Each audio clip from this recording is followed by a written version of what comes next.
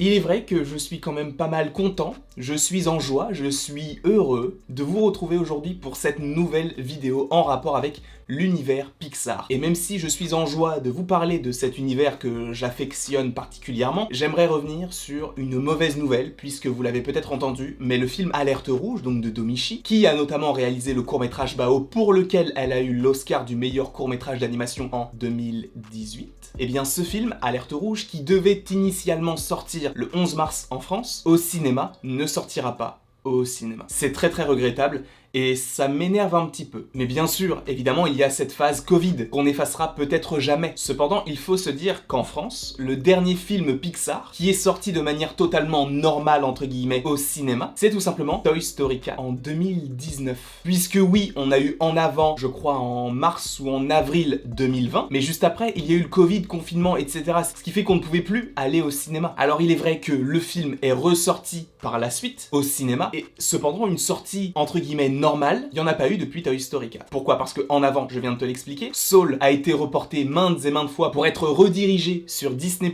le 25 décembre 2020. Puis après, on a eu Luca en juin 2021, pareil sur Disney+. Et le prochain, donc Alerte Rouge, est exclusivement disponible sur Disney+ à partir du 11 mars. Et ça m'énerve énormément. Parce que j'ai l'impression que Pixar n'a pas la confiance des grands PDG de Disney. Alors évidemment, c'est dû au mauvais timing, entre guillemets, par rapport au Covid. S'il n'y avait pas eu tout ça, tout serait sorti de manière classique. Mais il est vrai que même si on oublie les films, la série Doug Days, donc qui est une série d'anthologie, ou en tout cas une série de courts-métrages, elle est sortie en un jour sur Disney+.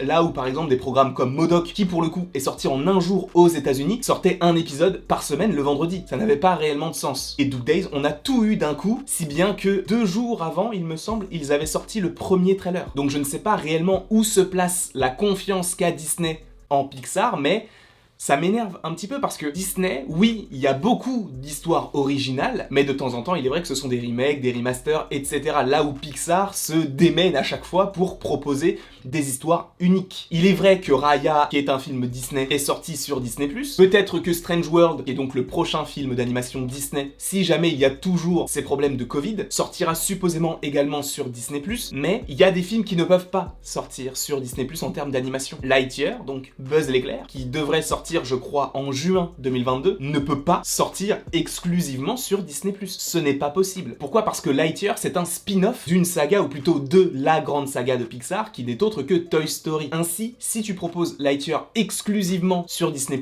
il y a un souci. Celui-ci, il faut qu'il le reporte. Et c'est le problème que je tiens à souligner. Pourquoi ne pas reporter les films? Comme dire, oui, il y a eu pas mal de reports. Il est vrai, mais il ne faut pas, entre guillemets, à chaque fois mettre les films qu'on ne peut plus sortir au cinéma parce qu'on les a trop reportés sur Disney+. Sachant que Alerte Rouge, pour le coup, n'a pas eu de report. Pareil pour Luca. Le seul qui a réellement eu énormément de reports, c'est Soul. Et là, évidemment, la sortie sur Disney+, se justifiait. Mais pour Alerte Rouge, pour Luca, etc., je suis désolé, mais ils auraient pu les décaler un petit peu. Quitte à attendre, ce n'est pas très grave. Est-ce que toutes ces histoires de films Pixar qui finissent exclusivement sur Disney+, marquent la fin de Pixar? Non. Encore heureux, parce que tu as plein d'autres projets qui vont sûrement être annoncés bientôt, des suites, etc. Mais j'en ai marre de découvrir des Pixar sur mon ordinateur ou sur des télévisions. Je veux voir les films Pixar au cinéma, parce que tu as l'ambiance. Regardez, Soul par exemple, je n'ai pas tellement aimé ce film-là. J'en attendais quand même un petit peu beaucoup, et j'ai été déçu pour le coup. Si je l'avais vu au cinéma, plutôt que dans mon salon, ça aurait donné une autre ambiance, il y aurait eu quelque chose d'autre, un truc en plus, que je n'ai pas eu. Pareil pour Luca. Luca, c'est mon film Pixar préféré, donc en soi tu vas me dire, oui mais du coup tu peux pas te dire quoi que ce soit. J'aurais sûrement mieux apprécié Luca au cinéma que sur mon ordinateur un lundi matin à 9h, tu vois. Il y a un truc qui fait que les sortir au cinéma pour Pixar, déjà pour les studios, ou même pour les gens qui ont travaillé au sein même du studio, c'est gratifiant de se dire on a travaillé pour qu'un film sorte au cinéma. Là, ils ont travaillé pour qu'un film sorte sur Disney+, et je ne sais même pas si ils ont donné leur aval, entre guillemets, même si c'est Disney qui commande, mais quand même, j'ai l'impression que Disney en fait se dit bon, Alerte Rouge, il n'y a pas un engouement de fou autour de ce film-là, bah écoute, on va le mettre sur Disney+, et on verra par rapport à Buzz l'éclair. Je n'espère vraiment pas qu'ils pensent comme ça, puisque ce ne serait pas forcément jeter un travail à la poubelle, puisqu'il serait quand même sur Disney+. Mais j'imagine la déception de toutes les personnes qui ont travaillé sur le projet, et qui vont se dire ok, mon film en fait il va sortir sur Disney+, c'est bien, mais j'aurais préféré qu'il sorte au cinéma, parce que c'est un film qui était destiné peut-être au cinéma. Alors oui, on l'aura le mercredi matin, sans pour autant se déplacer. C'est vrai que l'ambiance du cinéma marque quelque chose. Alors on peut le ressentir pour plein d'autres programmes, hein, que ce soit des Marvel, ou même des comédies françaises, des films d'animation japonais, peu importe.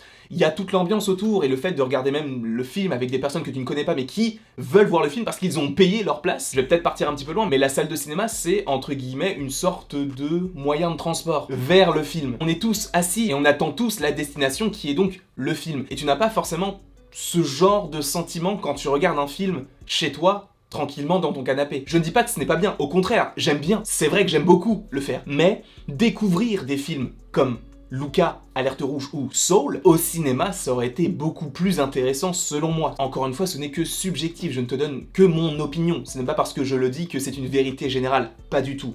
Je te donne uniquement ma vision des choses concernant cela, parce que j'ai très peur de l'avenir de Pixar, sachant que pour Lightyear, à mon avis, ça sortira au cinéma. Sauf si c'est réellement catastrophique au niveau de la situation sanitaire. Cependant, si jamais Pixar avait eu l'idée de faire des programmes originaux, comme par exemple Coco ou même Luca, et qu'ils se disent, vu que c'est pas forcément quelque chose qui va attirer beaucoup de gens, puisque ce n'est pas issu d'un programme qui était déjà connu à la base, peut-être le mettre de côté parce qu'on ne veut pas que nos programmes finissent sur Disney+. J'ai peur que ça se fasse comme ça. Encore une fois, on n'est pas à l'intérieur du studio, donc on ne peut pas réellement savoir comment cela se déroule par rapport à l'avenir de Pixar au cinéma, et je n'ai pas envie que Pixar devienne une usine à suite ou une usine à spin-off de. C'est très très cool d'avoir du Lightyear. D'ailleurs, j'ai une autre vidéo qui arrive concernant du coup tout un...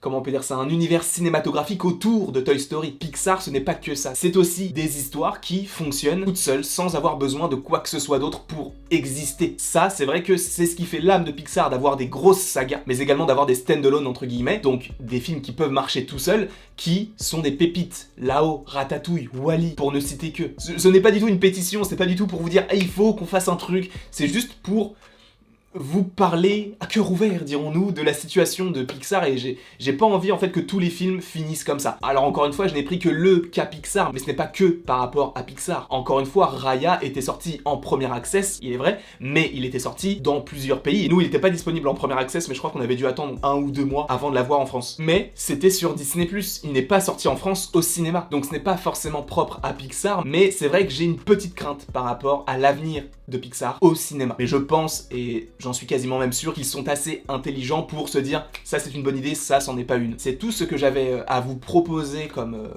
petite diatribe entre guillemets concernant l'avenir de Pixar au cinéma ou sur les plateformes de streaming. Vous avez ma position, j'ai un petit peu peur et je ne veux pas que tout sorte sur Disney+, même s'il y a la facilité, même si t'es tranquille chez toi et tout, il y a aussi cette envie d'aller au cinéma et de vivre quelque chose avec des personnes autour que tu ne connais pas forcément, mais avec qui tu vis quelque chose d'unique entre guillemets, puisque ce sera la première fois, et il n'y aura qu'une seule première fois que tu regardes ce film là. Bref, en tout cas, n'hésitez pas à me dire ce que vous en pensez en commentaire, n'hésitez pas non plus à aimer, à partager, à commenter et à vous abonner, cela me ferait évidemment extrêmement plaisir. Et après toute cette longue vidéo, il ne me reste plus qu'à vous dire à la prochaine pour la prochaine.